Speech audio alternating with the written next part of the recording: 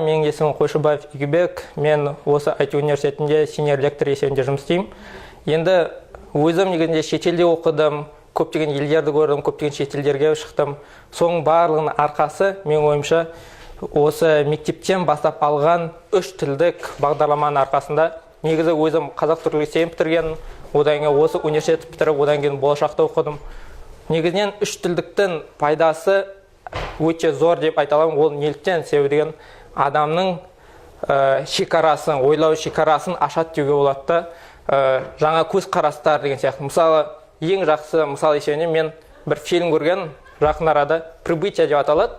Әрине, бірақ ондағы жақсы ой, жаңа тіл үйрену арқылы адам басқаша ойлай бастайды. Яғни, сол тілдің иесі есебінде, мысалы, мен қазір ағылшынша білсем, немесе орысша білсем, сол орыстар секілді, немесе ағылшындар қалай ойлайды, солар секілді да ойлап, олардың көзқарасын білу арқылы әрбір мәдениеттен ең жақсы тұстарын алу арқылы өзімді дамытып, жоғарғы дәрежелерге жеттім.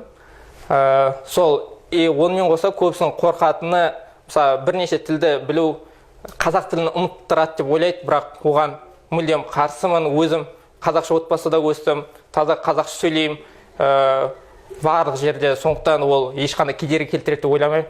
Қайта одан да жақсы дәрежелерге жеткізуге көмектеседі, септігін тигізеді деп ойлаймын.